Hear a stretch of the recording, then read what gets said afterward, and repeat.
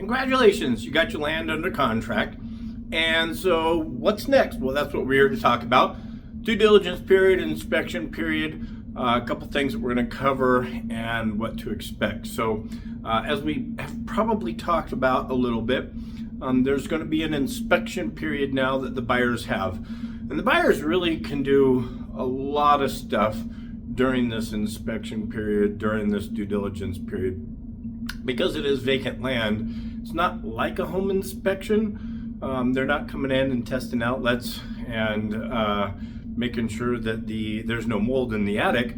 However, there are lots of inspections or due diligence that a buyer can do. So a buyer could be checking with local governments like county, city, highway department, making sure that whatever they want to do with that property, they can do. Additionally, if this property is not serviced by a city sewer, they may be doing what they call a perk test. So essentially what that is the buyer will coordinate with Panhandle Health.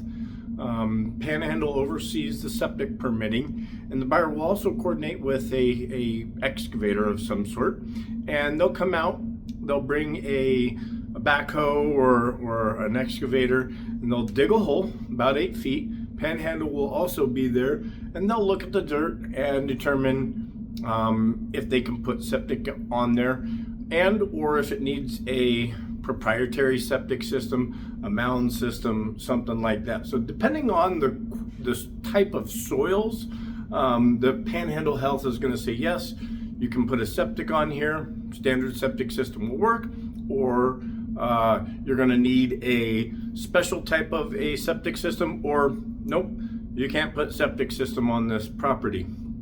And then there's other things that the builder or the buyer might be doing. They may bring a builder out. So people that are going to be building a house or a shop may have already been talking with their builder and gotten quotes to build, and the builder will give them quotes based off of like a standard level lot. And now they're going to come out, they're going to say, okay, well, we're going to need to remove these few trees. This is a little bit more slope than we planned or whatever. And the builder is going to say, yes, we can build here. Yes, we can build here. And it's going to be an extra so much money to do the site prep, or no, we can't build here. This is just not appropriate for what you're wanting. Additionally, they can do other things. So if there's a well on the property, they can do well testing. They can do soil quality testing. Shoot, I've even heard of people getting out there and just standing there waiting to see how much sun it gets for solar or for gardening or anything else like that. During this process, every time that they go out there, we will be notifying you, letting you know that they're going to be coming out Thursday at 3. If they're going to disturb anything such as digging a hole to do a perk test, we'll get your permission on that first. So you shouldn't go out there and be surprised to see someone out there doing testing.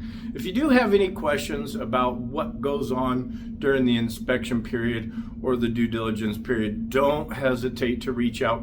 And the email that this video came to you in is going to be when the inspection period is up. So that means that at the end of this inspection period, the buyer is going to do one of 3 things. They're going to say, love the property, we accept it as it is, we're moving forward, or you know what, this isn't going to work for our purposes, we're going to terminate this contract, get our earnest money back. Or they're going to say, you know what, we thought that we would be able to do blah blah blah, build a house on this property, but it's going to cost us a little bit more money in the septic, we'd like to negotiate.